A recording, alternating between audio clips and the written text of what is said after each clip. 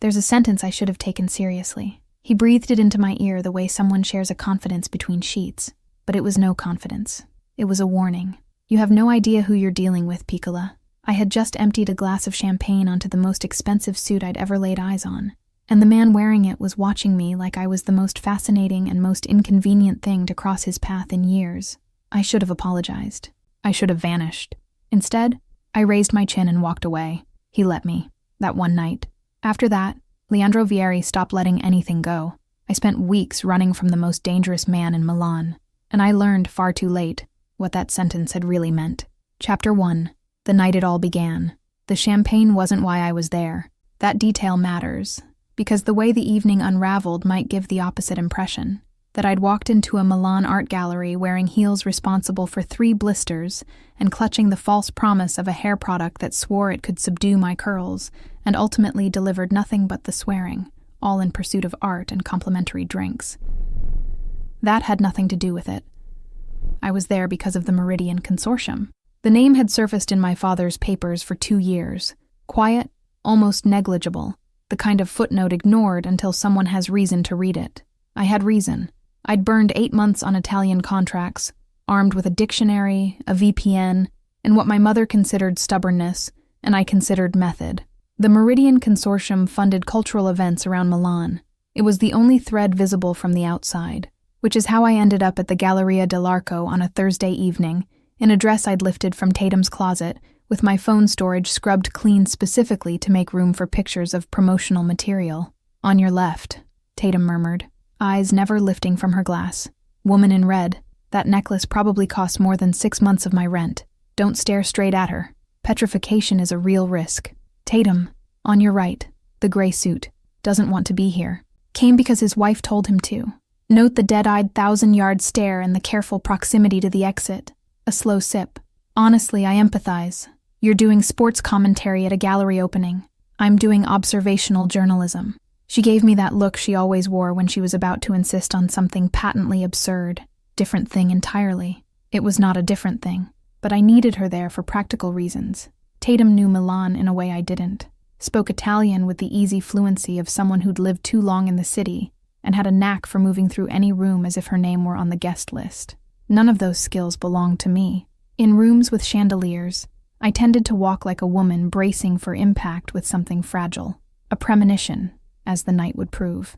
While Tatum kept up her broadcast, I drifted past the printed materials, catalogs on small tables, programs, cream-colored cards listing sponsors in delicate type. I ran a finger down the column of names, foundations, corporations, and there, slipped quietly between 2 names that meant nothing to me. Meridian Consortium. Beside it a logo, 3 parallel lines, plain, severe almost, the sort of mark that registers as nothing if you don't already know what you're hunting for. The phone was out of my pocket before I'd decided to take the picture. Discreet angle, sound off, 1 silent tap. I tucked it away and kept walking, performing interest in the nearest sculpture, which turned out to be an acrylic pillar, with a butterfly suspended at its center, and which absorbed exactly 30 seconds of theatrical contemplation. No caption beside the symbol. No explanation. Another fragment without a shape to fit into.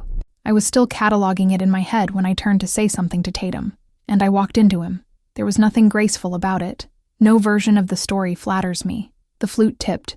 The champagne accepted gravity's invitation with great enthusiasm, and the most expensive suit I had ever seen in person caught the full force of it. The sound of saturated fabric was loud. The hush that came after was louder. I looked up. The man inside that suit was watching me with something that wasn't anger, which I could have handled, and wasn't disdain, which I could have handled even more easily. It was something I couldn't name in the moment, and couldn't stop turning over later. The look of someone who has just stumbled across something he wasn't searching for, and hasn't yet decided what it's going to cost him. He held himself with the stillness of a man who had never been required to raise his voice. Not the stillness of passivity, the stillness of containment. A room built with walls thick enough to absorb any sound made inside it.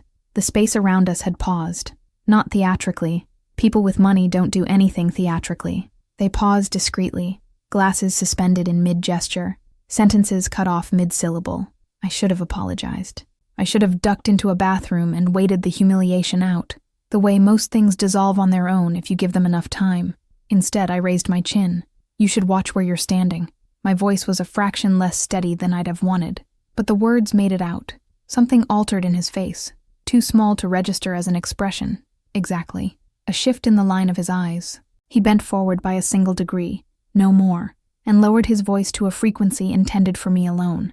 You have no idea who you're dealing with, Piccola. The cadence belonged to a confidence shared between two people in a bed, but it was no confidence. It was a warning.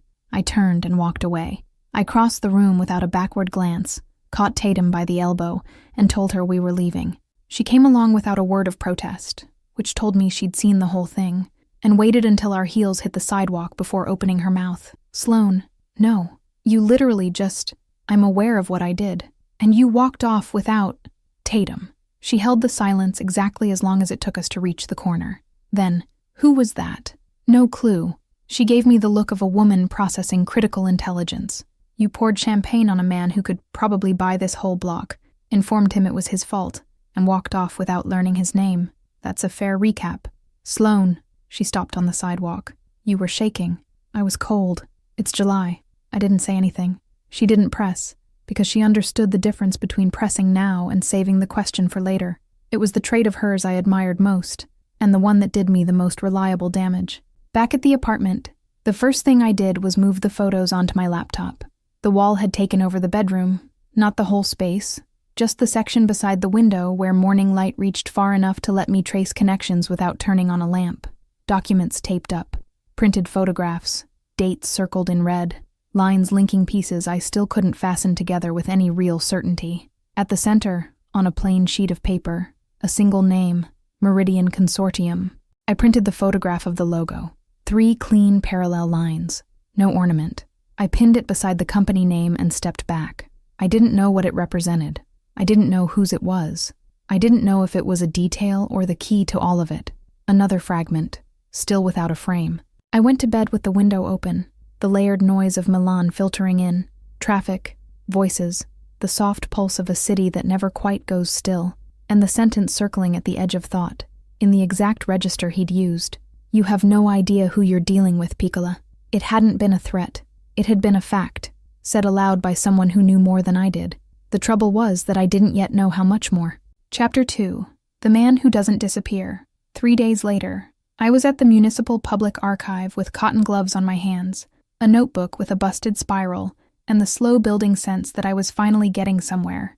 The Milan archive has the particular smell of paper that has stayed put, not the smell of old books, which carries its own romance, but the smell of documents that existed strictly for bureaucratic reasons, and never imagined someone would arrive decades later hunting them down with a metaphorical flashlight.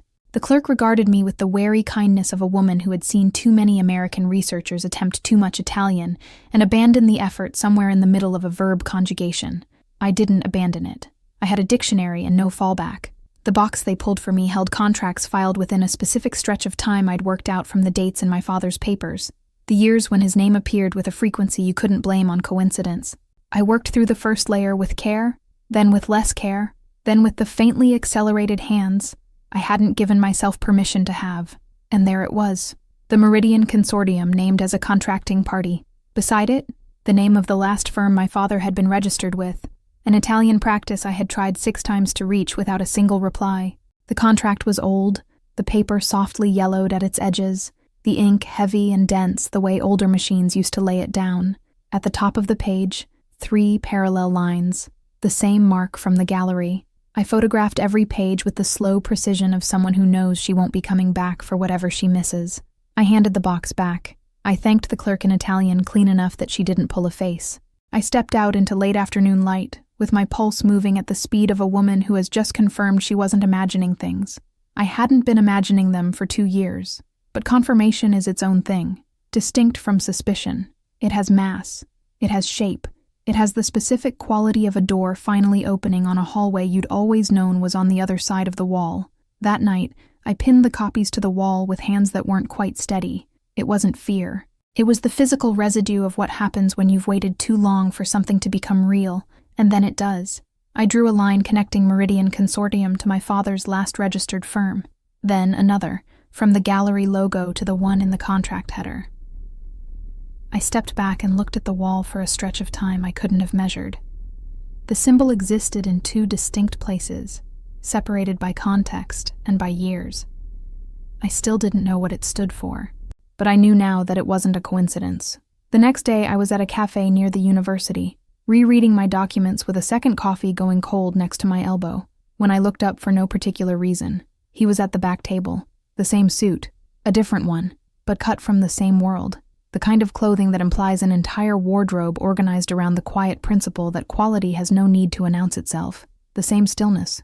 And that look I hadn't been able to put a name to at the gallery, and now, in natural light and from a safe distance, I could read more clearly. He was watching me with the patience of a man who had been waiting for me to notice. There was no urgency in it, no haste.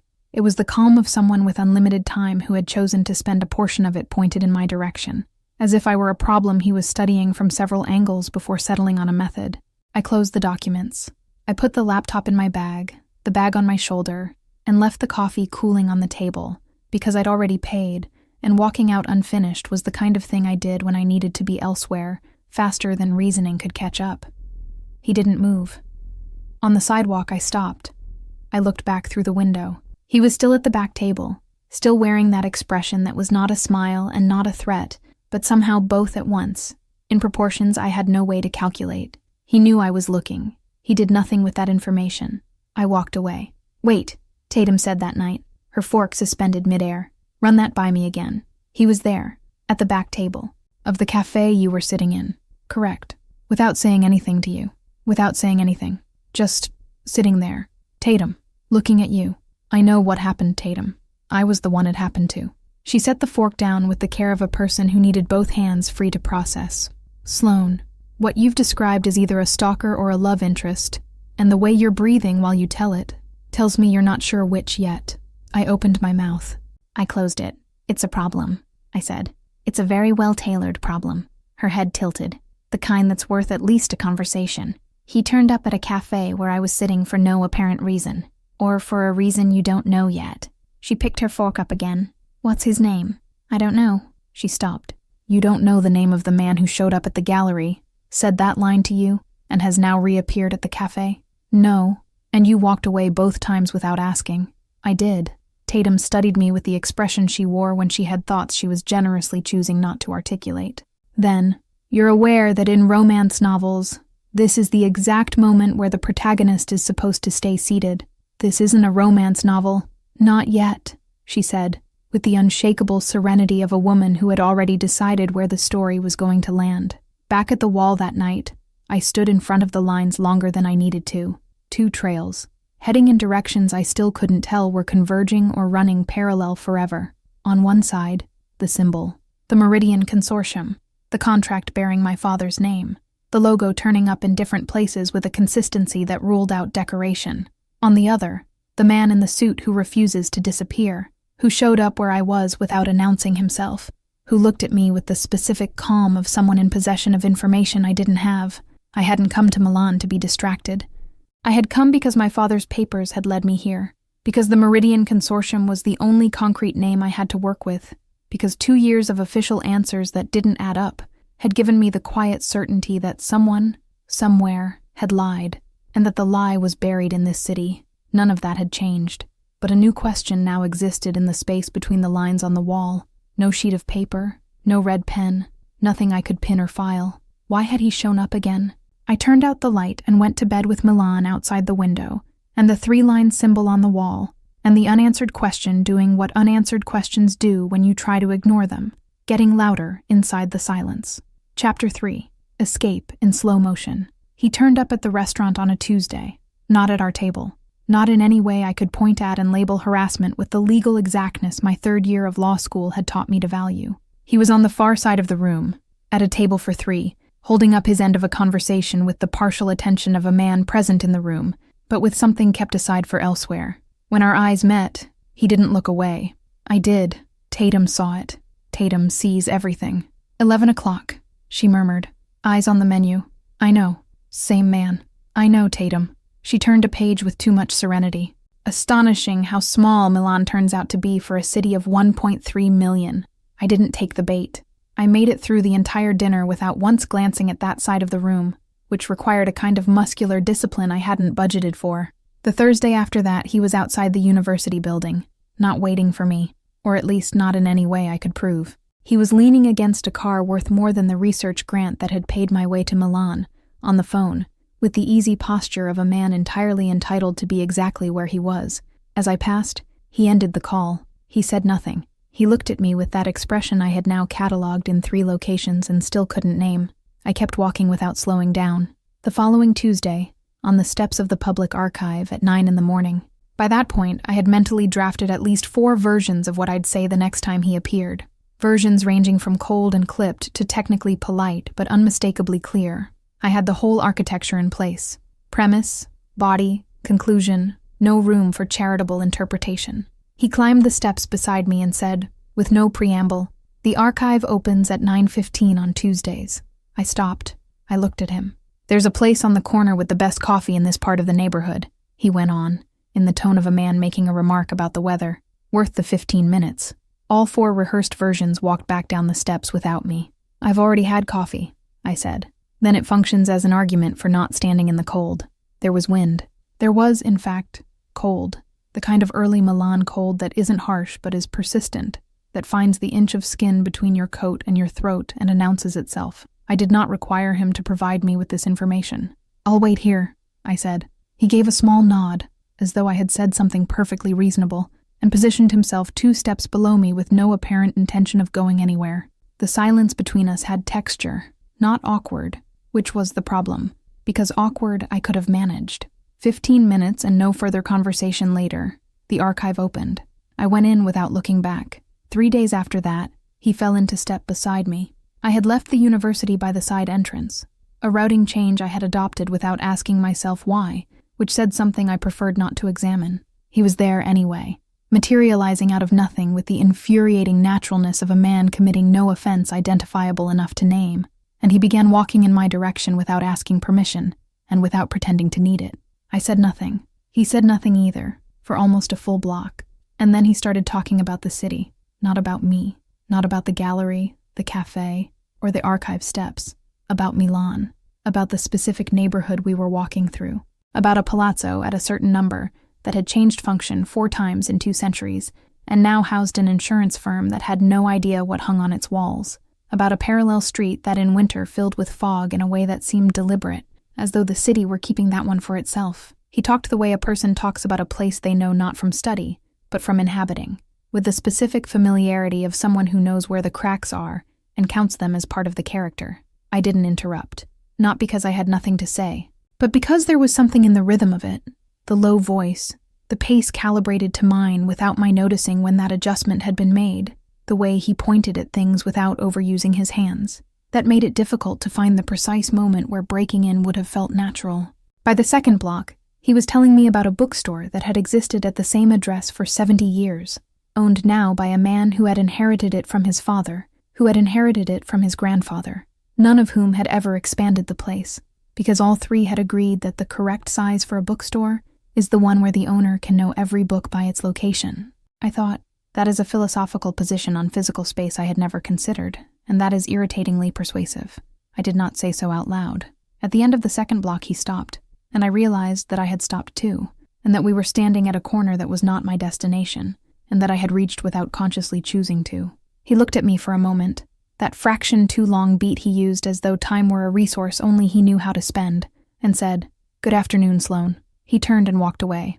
I stood at the corner for a stretch of time I couldn't measure, the wind finding the inch of skin between my coat and my throat, and the realization arrived slowly, like light slipping in beneath a closed door. I was smiling. I hadn't noticed while he was talking.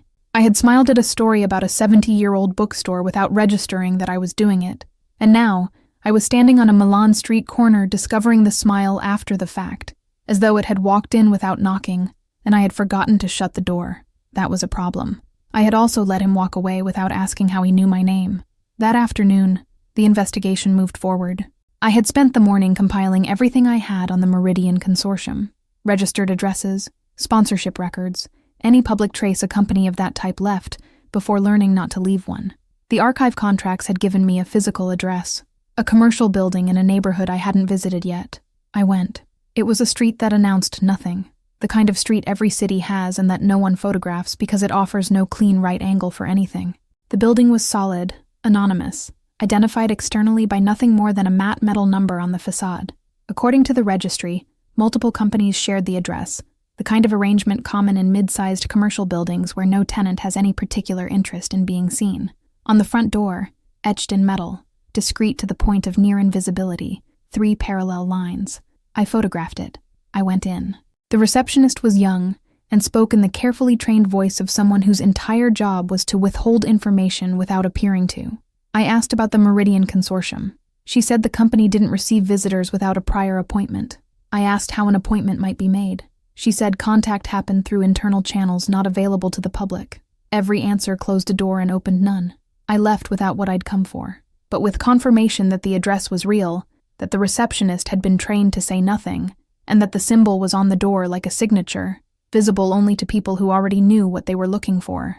Back at the apartment, I pinned the photograph to the wall. 3 lines at the gallery, 3 lines on a contract from the archive, 3 lines on the door of a building where no one is admitted without an appointment, and no one explains how to obtain one. The symbol was becoming a territory, and I still didn't know what to call it. That night, lying beneath the ceiling of my Milan apartment, I thought about the man who had walked 2 blocks beside me describing a 70-year-old bookstore. I thought about the smile I'd discovered too late. I thought about how he had said "Good afternoon, Sloane," using a name I had never given him, and how I had let him walk away without asking how he had it. Did I have his name? I didn't. Did I know who he was? I didn't. Did I know why he kept turning up? I didn't.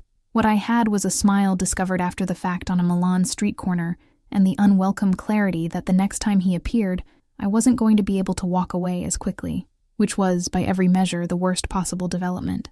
I closed my eyes. Milan made the sound Milan makes at night, that low, continuous hum of a city that never quite goes dark, and I lay there listening to it until sleep arrived ahead of the answers, the way it always did. Chapter 4. The Bait and the Problem. The decision sounded reasonable on Wednesday morning.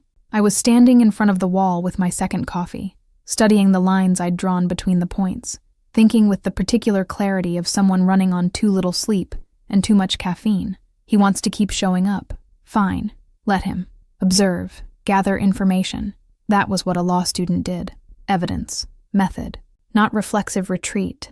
Not involuntary smiles at street corners. Systematic analysis of an element that had crossed into the perimeter of my investigation without my consent.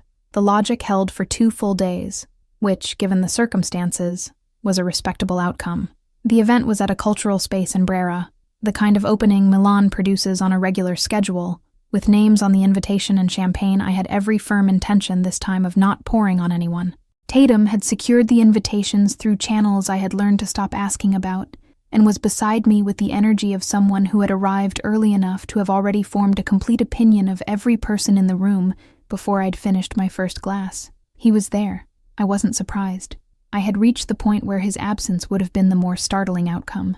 This time I didn't leave. I stayed where I was, talked to Tatum about the canvas in front of us, a large composition in grays and ochres that was either a meditation on fragmented memory or expensive interior design, depending on how generous you were prepared to be, and waited. He arrived with his customary calm, no greeting, as though our conversation had begun at some earlier point I had managed to miss. "The artist calls it suspended wait," he said, stopping beside me. It took him 2 years to settle on the title. 2 years for 2 words. Sometimes the right ones take time. I glanced sideways at him. He was looking at the canvas with the genuine attention of a man who wasn't merely making conversation, the kind of attention you can recognize because it's distinct from the performative attention people produce at openings to seem more engaged than they feel. "You know the artist," I said, not a question. "I've known his father for 20 years. He angled his face slightly toward me. "You?" "I came for the title of the event." A pause. "And for the work." In that order. There was irony in it. Soft, unbarbed, the kind that invites rather than excludes. I answered before I'd decided to answer. "Depends on what counts as the right order." The corner of his mouth shifted. It didn't quite become a smile. It stayed in that earlier territory. More interesting than a smile because I still couldn't catalog it with any certainty. We stood in front of the canvas a few minutes longer. The conversation unfolded with the suspicious naturalness of conversations that seem to be going nowhere, and that, looked at in hindsight, turn out to have gone somewhere considerable. He had a way of answering questions with other questions, not to evade, but with the genuine interest of someone who would rather hear your answer before producing his own. Each time I tried to land a conclusion about him, another question was already waiting on the far side of it.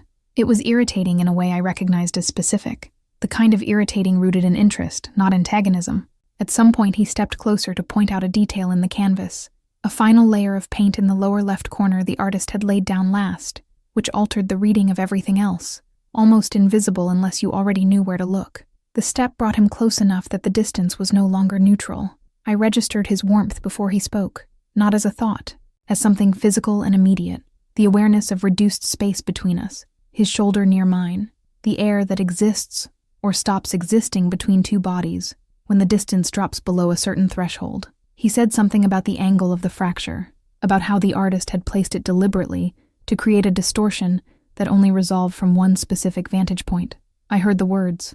I didn't step back. A moment later, he eased back to the original distance, and the conversation continued as though nothing had happened, and technically, nothing had, except that I was now conscious of every centimeter between us in a way I hadn't been before, and that number had been quietly shrinking across the evening in a way I hadn't resisted.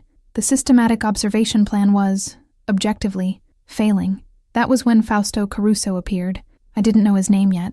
I'd find that out later. What I registered in the moment was that the man crossing the room toward us carried himself with the kind of elegance used as a tool rather than worn as a trait, the sort that exists to manage perception, not to express anything. Gray at the temples, dark suit, the practiced smile of a man who has worked at his smiling. He greeted the man beside me with the chilled cordiality of two men who despise each other in public and who have developed over years a precise protocol for doing so.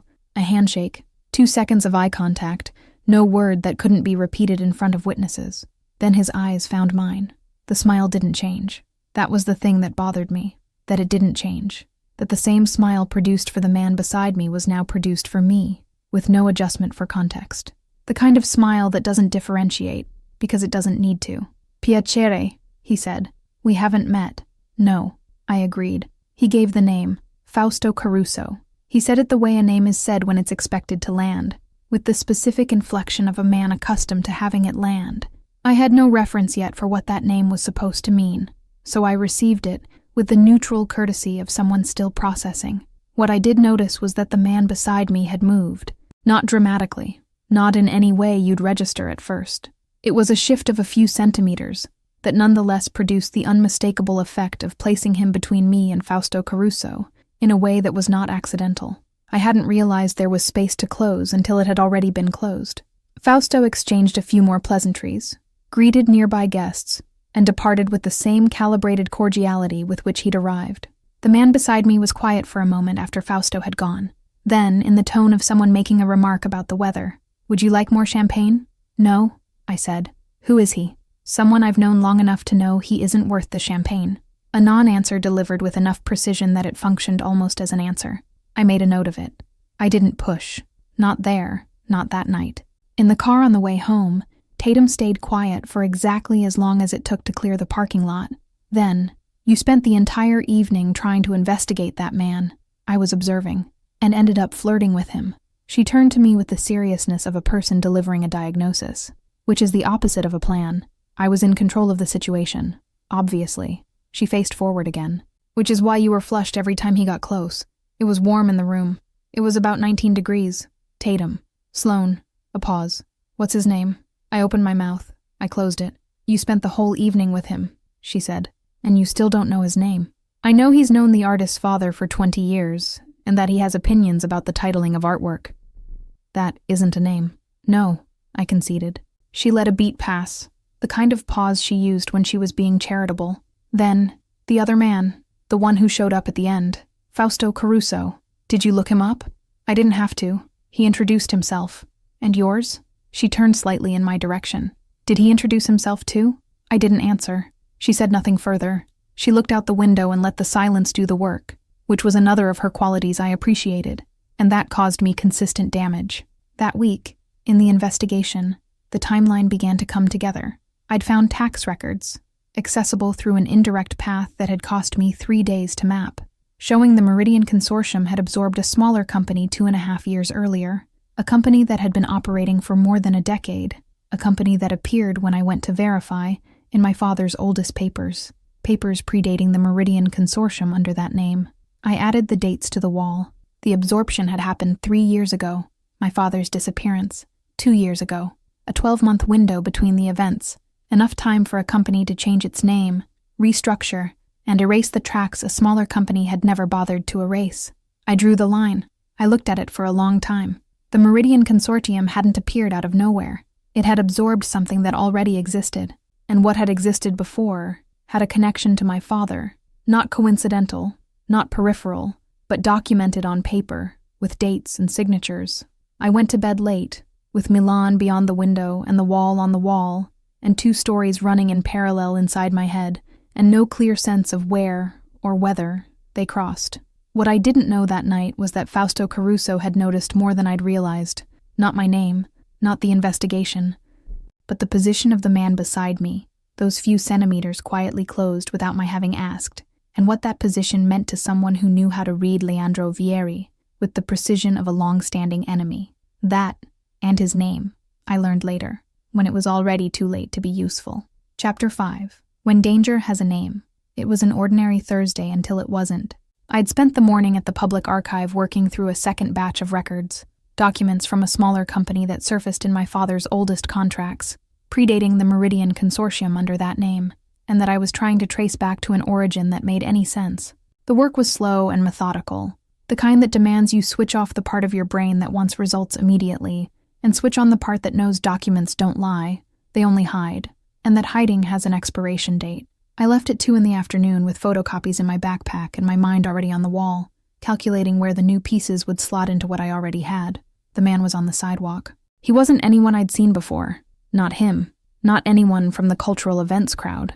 Middle-aged, with the bearing of someone who had spent years learning to occupy space, in a way that read as casual without being. He stood near the archive exit with his hands in his pockets, and his eyes already on me before I'd finished coming down the steps. "Signorina Whitmore," he said, in Italian, but with a pronunciation that made it clear Italian wasn't his first language. "Certain lines of inquiry have consequences." I stopped. Not out of fear, or not only out of fear, out of calculation. Because when someone tells you on the sidewalk of a public archive at 2 p.m. that certain lines of inquiry have consequences, the right move isn't to step back. It's to register every available detail. Height, accent, clothing, the angle at which he was standing, what was behind him, what was behind me. "I don't know what you're talking about," I said. "Your father did." He paused for half a second, the calculated kind, designed to let the sentence settle before the next one. Thomas Whitmore was a careful man, more careful than his daughter. My father's name, in the mouth of a stranger, on a sidewalk in Milan, delivered with the ease of someone who treats the names of missing people as a conversational device. I went still. It wasn't a decision. It was my body moving ahead of my brain, the physical version of what happens when you spend 2 years building a theory and someone confirms it for you in a single sentence, while also confirming that the consequences of being right are more immediate than your math accounted for. He said nothing else. He didn't need to. The message was sized exactly to fit the moment. Small enough to be denied, large enough to be understood. He turned and walked away with the same unhurried pace he'd arrived with, and within 30 seconds had dissolved into a flow of pedestrians that swallowed him without leaving a trace. I stood on the sidewalk for a stretch of time I couldn't measure, backpack on my shoulder, the early afternoon Milan sun doing what the sun does regardless of what's happening underneath it. Then I reached for my phone to call Tatum. He arrived before she did. There's no other way I can put it. He was already there while I was still in the same spot, as though the gap between the man walking off and me deciding what to do next had been time enough for him to materialize from a direction I hadn't been watching, unhurried, wearing the expression I had already learned to recognize as the state in which he was hardest to read, that calm that isn't the absence of something, but the containment of something considerable. I hadn't called him. The thought arrived as its own clean, inconvenient sentence. I hadn't called him, and he was here. "You were watching the archive," I said, not an accusation, an observation, delivered with the same neutrality he used for most things. He neither confirmed nor denied it. "What did he say?" I told him, without editing, without ordering it chronologically, without the version I would have given Tatum that would have come with involuntary humor and managed distance. I told him the way it had happened, with my father's name in the middle of it, and he listened without interrupting once, with that attention I had once described to Tatum as the kind that makes you feel like the only thing in the room, and which was still exactly that. When I'd finished, he was quiet for a beat. Then, "Do you want me to handle this?" I opened my mouth. "I don't need anyone to. I didn't ask if you needed it." He said it with full calm, no rise in volume, no inflection of impatience. "I asked if you wanted it." The distinction landed in a way I hadn't expected. Need and want were words I had used as synonyms for most of my life. The entire architecture of my investigation rested on the premise that I didn't need help, that help was an unnecessary variable in a system that ran better alone. No one had ever pulled the two terms apart and set the distinction in front of me with that kind of precision. I had no immediate answer. He didn't fill the silence. He waited with the patience of a man who didn't need the silence to end in order to be comfortable inside it, and that, for a reason I couldn't quite articulate, was the most destabilizing thing he had done up to that point. Tatum arrived 20 minutes later. She found us at the apartment. I had suggested getting off the sidewalk without specifying where, and he had followed without asking. And somehow I had ended up with Leandro Vieri in my living room without having planned a single piece of it. I still didn't know his last name at that point. Tatum walked in, read the situation with the speed of someone who had spent years doing field journalism, and opened her mouth to say something I almost certainly wasn't ready to hear. When Severo appeared, I hadn't heard him come in. He was simply in the kitchen, arranging containers on the counter with the systematic efficiency of a man executing a task that had been planned before the task formally existed. There was enough food for 3, from a restaurant whose name I didn't recognize but whose smell suggested it wasn't open to the general public. Tatum looked at him. He looked at her. "Who?" she started. "Severo," he said, without elaborating, returning to the containers with the focus of someone assembling something that needs to be assembled in the right order. Tatum looked at me, then back at him. "You walked into her apartment. The door was open. The door was not—" She stopped, looked at me again with the expression of a woman adding new information to an already complicated equation. Severo finished his arrangement, straightened, and announced to the room at large with the gravity of an official briefing, "He doesn't eat when he's worried, so I brought enough for both of them." The silence that followed had texture. He closed his eyes for exactly half a second, the closest thing to exasperation I had seen from him so far. I almost smiled. Under the circumstances, the almost required considerable effort. Tatum looked at the food, looked at Severo, said in the tone of a woman making a difficult philosophical concession, "Fine." Later, after Tatum had eaten and left with the promise that we would talk, and the unmistakable implication that talk meant she would be asking questions I wasn't ready to answer, he stepped into the hallway with his phone. I didn't catch the words. The tone reached me anyway. It was the tone of a man who asks for nothing, who doesn't need to ask, because the alternative to asking is implied in the calm with which he speaks, and the calm is more effective than any raised voice could ever be. The conversation lasted under 3 minutes. He came back, slid the phone away, and said only that Fausto would not be an immediate problem. I didn't ask how. There were questions I knew. In that moment, I wasn't ready to hear the answers to. After he left, I was alone with the wall. I added the new information in red pen, in small letters below the name Meridian Consortium. Someone besides me is watching, or watching me. I stepped back. The wall had grown over the past weeks. More lines, more connections, more pieces that related to one another without my yet being able to see the whole picture. The 3-line symbol was in 3 distinct places now. The Meridian Consortium had absorbed a company linked to my father. There was a timeline that aligned in a way that wasn't accidental. And there was a man who had shown up before Tatum without my having called him. That detail hung in the air as I looked at the wall. Small, no sheet of paper, no defined position in the system I had built. It didn't fit the investigation. It didn't belong to any category I had drawn. Fausto Caruso had frightened me that afternoon. My father's name in the mouth of a stranger on a Milan sidewalk had frightened me in the specific way that only happens when you realize the danger was real and that you'd been standing in the middle of it without ever spotting the way in. The problem was that I couldn't make myself afraid of Leandro. I had tried. It was the most logical response.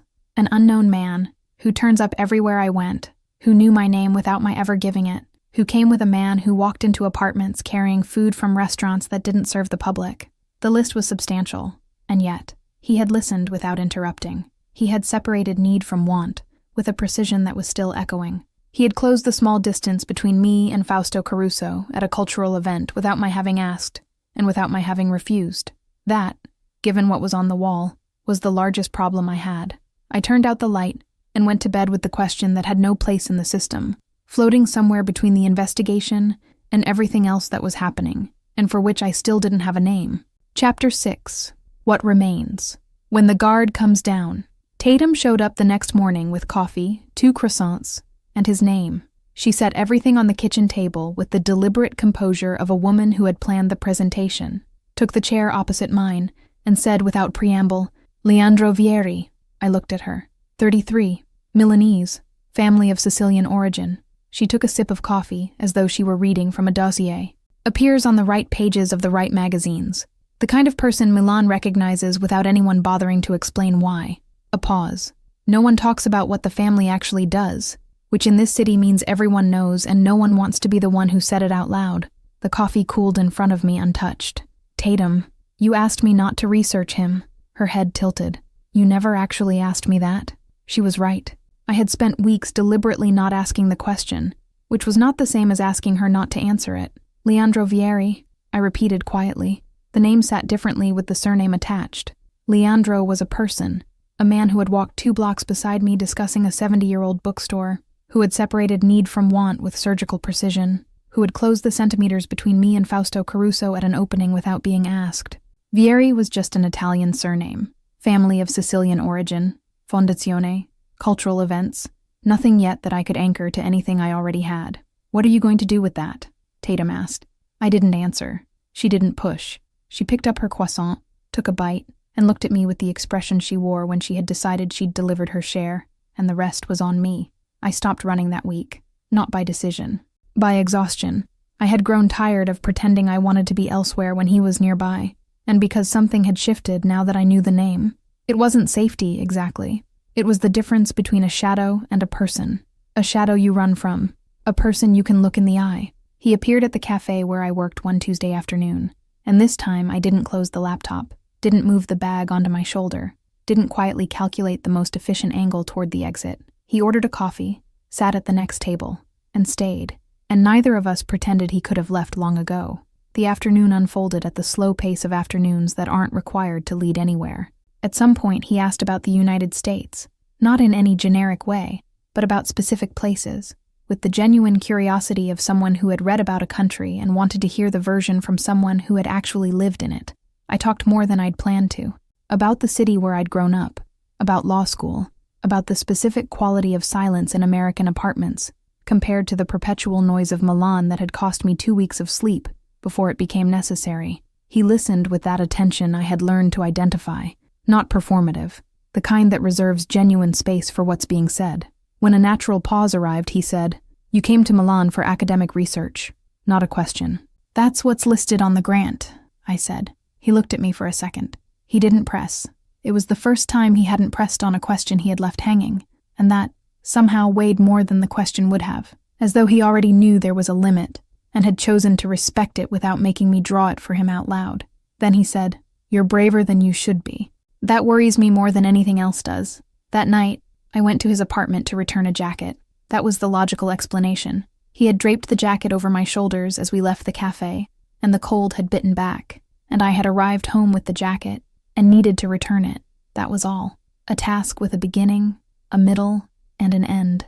And I had prepared myself for it with the efficiency of someone who knows she's preparing for something that is not only the task. He opened the door still in his shirt, his jacket already off, with the look of a man who hadn't been home long and hadn't finished decelerating.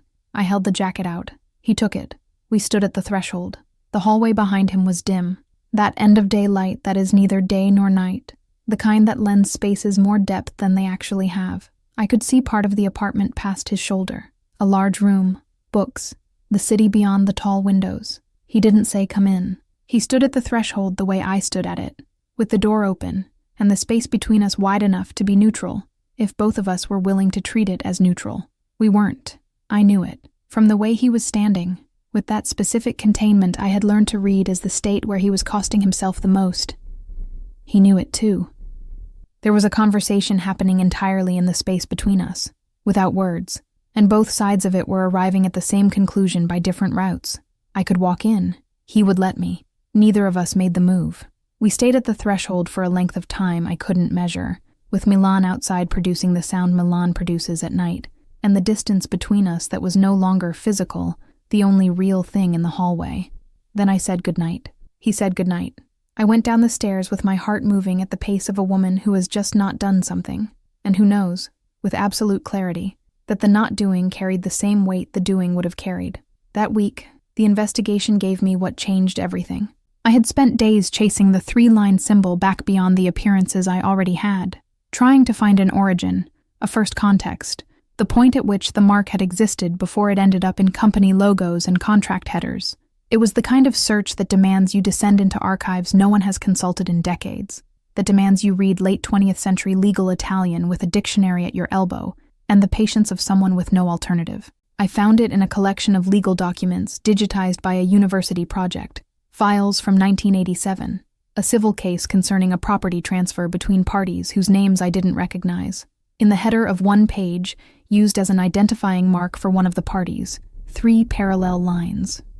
The Meridian Consortium had been founded years later. The smaller company it had absorbed had also been founded after 1987. The symbol predated every entity I had traced, predated them by decades, present in a legal document from a generation ago. I sat in front of the laptop for a considerable length of time. The symbol didn't belong to the Meridian Consortium. It wasn't a corporate logo. It wasn't a registered trademark of any one company. The Meridian Consortium was using the symbol because the symbol belonged to something else. Something older, deeper, of which the companies were only the visible face. I wasn't looking for a company. I was looking for an organization. I stood, walked to the wall, and stood in front of it for a stretch of time I couldn't measure. The lines I had drawn were still there. Connections between points I had believed formed the complete map of what I was hunting. They didn't. They were the surface. And beneath the surface was something that had existed since at least 1987, and that, for reasons I still couldn't see clearly, had crossed my father's path in a way that had cost him his disappearance. I went to bed late, with the wall on the wall, and Milan outside, and the name Leandro Vieri, somewhere between the investigation and everything else, without a defined position in the system, without a drawn line, without a red pen. Yet, Chapter 7, 3 lines. He invited me to dinner on a Wednesday. It wasn't elaborate, the natural continuation of a conversation that had been ongoing for some time, the kind of invitation that needs no ceremony, because both parties already know what it means before it's offered. I said yes, with the same naturalness, which said something about how much had shifted since the gallery, when walking away had been reflex and instinct and the only response I knew. I arrived at the apartment at 8. It was larger than I'd been able to register on the night of the threshold, high and open, with wide windows looking down on the city below. There were books in quantities that weren't decorative, the accumulation of someone who genuinely reads and doesn't worry about arrangement. The table was set with the simplicity of a man who didn't need to impress and knew it. Leandro was in the kitchen when I came in his shirt, no jacket, sleeves rolled to his forearms. It was the closest to casual I had ever seen him, and there was something different in that. The same man, the outer layer removed, and the layer that remained both easier to look at and harder to ignore. The dinner was good.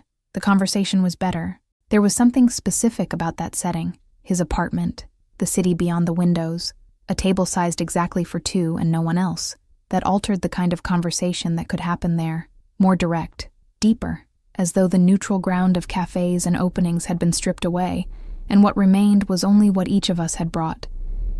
He asked me about law, not about school, but about why law. It was the right question. Most people ask what you intend to do with the degree. He asked why this in the first place, and the difference between those two questions is the difference between surface interest and the real thing. I told him I liked the logic of laws, that there was something satisfying in the idea of a system with rules, and that the rules could be used both to protect and to expose. That law was, at its core, an organized way of finding the truth inside structures sometimes built to hide it. He looked at me for a moment after I'd finished. "That's a description of investigation," he said. "It's a description of law. They're the same thing." The corner of his mouth shifted, depending on what you're looking for. I didn't answer, but the look he gave me afterward, brief, precise, had the quality of a man who has just said more than the sentence contained, and knows it, and chose to phrase it that way anyway. After dinner, the conversation grew quieter, not in volume, in distance. There was something in the rhythm of that night that worked like a tide, slow, steady, shifting things by increments small enough that you only registered how far you'd drifted when you looked back and saw where you'd started. He took off his jacket and laid it across the chair with the automatic care of a man who had performed the gesture so many times it had become muscle memory. Then the tie, loosened in a single motion, folded and set aside. The shirt stayed, open at the collar, that was all. And there was something different in the room afterward, as if a layer had been removed along with the fabric. On the sofa, the distance between us had been closing over the last hour, without my having tracked exactly when. He was close enough that I could register the way he breathed, the specific warmth he gave off, the line of his jaw against the low light of the apartment. A moment was happening. I knew it. He knew it. Neither of us was pretending otherwise. At some point he said something, and I didn't hear it because I had been watching his mouth while he spoke, and that was information enough about the state I was in. Sloane. I looked up. He didn't repeat what he'd said. He looked at me with that expression I had learned to recognize as the state in which he was hardest to read, and then he moved, slowly, with his usual calm but with a different quality to it. Not the calm of a man in control, the calm of a man who had decided to stop exercising it. His hand found my cheek, just that, first, warm palm, his thumb tracing a slow line beneath my eye, as if committing the place to memory. I didn't pull back. I had spent weeks pulling back and had absolutely no desire to keep doing it. He leaned in, stopped at an inch. The kind of pause that is a question without being a question, that waits without asking. And I closed what was left of the distance. The kiss wasn't urgent. It was precise, which was worse, which was exactly what I should have expected. The kind of kiss that doesn't take, that recognizes, as if he had known where I was before he got there. The hand on my face moved to my neck. The other found my waist with the steadiness of a man who had finally stopped waiting, and I thought, from some distant place where organized thought still existed, that the problem with this man had never been that he was dangerous. The problem had always been that he was precise. When we broke apart for a second, his breathing had changed, shorter, with a visible crack in his usual composure, that undid me more than any sudden gesture could have. There was something devastating about seeing Leandro Vieri without control. He was looking at me with the intensity of a man who had spent too long containing something and had reached the limit of what containment could hold. I had reached mine too. He stood from the sofa and held out his hand. I took it. The bedroom was dimly lit. The city came in through the windows in layers, orange, white, the distant glow of Milan that never goes fully dark. We stood facing each other in the specific silence of two people who had arrived at a point and had no more intention of stepping back. He began to undo the buttons of his shirt slowly, with that precision characteristic of everything he did, and I watched without pretending I wasn't watching. The shirt opened, then came off, and then I saw it. Right side, ribs, 3 parallel lines. The blood ran cold in a single second, not gradually, not in waves, all at once, as if someone had swapped the air in the room for something else without warning. The tattoo was discreet. Clean lines, no ornament, etched into the skin with the precision of something that doesn't need to be elaborate to mean what it means. Invisible under clothing, visible only to someone who already knew what they were looking for. I knew. The photograph from the gallery, the header on the contract at the public archive, the metal door at the Meridian Consortium building, the 1987 legal document, 3 parallel lines in every one of them. And now here, on the ribs of the man who had been everywhere I had been, who had said my name that way on the sofa, who was standing half a meter from me, with the crack still visible in his composure, and his eyes on me without yet realizing something had changed. I felt the smile before I could do anything with it. It was reflex. I had been smiling when the blood ran cold, and the smile stayed on my face with the inertia of something the body hadn't yet received the order to end. Inside, clear and absolute, a single question. Does he know who I am? He took a step toward me. His hand found my face again, warm palm, his thumb at my jaw, his eyes in that state I could no longer name from any safe distance. He hadn't registered that the smile had changed. That was when the phone rang. The sound came from the hallway, where the shirt had been left, with the phone in the pocket. He went still for a second with his eyes on me, and I saw the exact moment he recognized the ringtone. Something moved across his face. Not what I had expected. Not irritation. The cold recognition of a man who knows he cannot ignore that specific number. 10 minutes, he said. His voice was different, lower, the edge of what had been interrupted still visible in it. I have to take this. He left. I stayed in the bedroom alone, the city outside, the low light, and the question that had formed itself the second I had seen the tattoo, clean, cold, impossible to undo. I could hear his voice in the hallway, low, in Italian, in the register I had learned to identify as his most dangerous state. The words didn't reach me. The tone did. It was enough. I picked up my coat from the chair in silence, my bag from the floor. I made the movement slowly, with the care of someone who doesn't want the sound to arrive before the decision does. I left. The door closed with the minimal click that well-built doors make, just enough to confirm it had closed. On the street, the Milan air arrived with the temperature of early autumn, and I walked toward my apartment at the pace of a woman who needs distance in order to think, and who knew, with absolute clarity, that she could not think near him. This time I hadn't run out of fear. I had left because the wall was waiting, because the question that had formed in his bedroom wasn't going to answer itself while I was still inside that bedroom. Not with him a meter away from me, not with the tattoo in my memory, and the kiss still in my body, and the complete inability to separate the two. Does he know who I am? I walked 3 blocks with that question before I could think about anything else. I couldn't. Chapter 8. The wall. I got to the apartment and went straight to the wall. I didn't take off my coat. I didn't bother with the rest of the lights.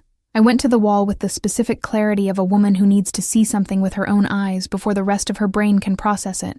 And I stood in front of the lines, the documents, the photos taped up, the dates circled in red. I took out my phone. I opened the gallery photograph, the first one, from the night it all began, when I had photographed the promotional materials with the care of someone who didn't yet know what she was documenting. The logo in the corner of the card, 3 parallel lines, clean, without ornament. I held the photo next to the 1987 document, next to the Meridian Consortium address, next to the copies of my father's contracts, with the header I had photographed at the public archive on an afternoon that now felt distant, hands not entirely steady, 3 parallel lines in every one of them, and carved into memory with the sharpness of something that wasn't going to fade. 3 parallel lines on Leandro Vieri's right ribs. I stood there. The wall had started as a system, methodology, structure, the way a law student finds to organize evidence that won't fit in a notebook. It had expanded over weeks with the logic of someone adding pieces without yet knowing the shape of the full image. It had given me, piece by piece, confirmation that the Meridian Consortium was real, that the connection to my father was documented, that the symbol was older than any company, and belonged to something the companies were merely the visible surface of. What the wall had never given me was the name. I had come to Milan in search of a faceless organization. I had found addresses, contracts, tax records, legal documents from 40 years ago. I had found a symbol that repeated itself with the consistency of a signature. I had built, piece by piece, the map of something that had existed before I was born, and that had crossed my father's path in a way that had cost him his disappearance. And the whole time, every gallery, every archive, every Milan street corner, he had been there. I had spent weeks with that symbol on the wall, found it in contracts, in 1987 documents, on the door of a building that refused to let me in. I'd been hunting for an organization I didn't know how to name, and the entire time it had been on the ribs of the man who turned up wherever I went, the man who had positioned himself between me and Fausto, the man I had almost let all the way in, Leandro Vieri. I didn't yet know the full weight of what that meant. I didn't know what he had to do with my father's disappearance, whether he was an answer or another layer of the problem. I didn't know if there was an explanation that could hold both things at once, the real obsession and the connection to everything I was investigating. I didn't know whether what had been forming between us had been built on something genuine or on something I hadn't been able to see because I'd been looking at the wall instead of looking at him. But I knew some things. I knew he had appeared at the gallery on a night when the Meridian Consortium was sponsoring the event. I knew he had appeared on the archive sidewalk before Tatum had, without my having called him, which meant someone had tipped him off, or he had been monitoring, or the two things were the same thing under different names. I knew he had closed the distance between me and Fausto Caruso at a cultural opening with the naturalness of a man recognizing an enemy long before he needed to name him out loud, and I knew that not once, not in weeks of contact, had he introduced himself with his family name, Leandro. That was all, as if the surname were information I didn't need to have. I picked the red pen up off the table. I held it for a moment, looking at the wall, calculating where the new line should be drawn. It was the gesture I had performed dozens of times over the last weeks. Identify the connection, document it, move forward. The method of someone who builds a case piece by piece because it's the only way she knows how to reach the truth. This time I drew nothing, because the line that needed to be drawn didn't fit on paper. Couldn't be fixed with tape. had no defined position in the system I had assembled with such precision over 2 years. It was the line between the symbol on the wall and the symbol on his skin, between the investigation and everything else that had been happening in parallel, without my planning it, without my authorization. The way he walked beside me, the way he listened, the way he had separated need from want with the precision of a man who already knew the difference before I knew the difference mattered. I put the pen back on the table, so I asked myself the question, had the obsession been for me, or had it been to keep watch over me? The question had no answer yet, and I knew, with the cold clarity of someone who had spent too long building cases on incomplete evidence, that there was no way to answer it without more information, without confronting him, without going to him with what I had and seeing what he did with it. That was what an investigator would do. That was what I was going to do in the morning. Outside, Milan made the sound it always made, that low, continuous hum I had learned to hear without registering, the sonic backdrop of everything that had happened in this city. The coat was still on my shoulders. The pen lay on the table, unused. Lena here, that wraps up Book 1, and I've already finished Book 2. You can get access to it for a really small fee. You have no idea who you're dealing with, Piccola. He had said that on the first night, with the champagne on his suit, and the room silent around us, with the tone of someone delivering a warning they know won't be heard at the right time. He was right. I hadn't had any idea. The question was whether he had had any idea either. Whether from that very first night, when I had lifted my chin and turned my back and walked away, he already knew who I was. And whether all of it, every appearance, every block walked side by side, every beat too long on the threshold of his apartment, had been real obsession. Or surveillance disguised as obsession. Or, which was the hardest to bear, both at the same time. I turned off the light. I went to sleep without an answer. The link to Part 2 is in the description. Like I said, that was just a taste of Book 2. To watch it uncensored, just click on the first link here in the pinned comment. I'll see you on the other side in a few seconds. Remember, just click on the first link down here in the comments, and Book 2 complete, no ads, no interruptions, will already be available for you. It's very simple. Book 2 is something I'm loving making. You're loving it too, so I promise there will be more. It's where you find increasingly spicy stories, a true dark romance. And precisely because this version is getting more and more heated, the video isn't well accepted publicly on YouTube. This closed environment is where I can actually share my essence and where I feel free to do my best work for you. More news coming soon. I'll be waiting for you on the other side.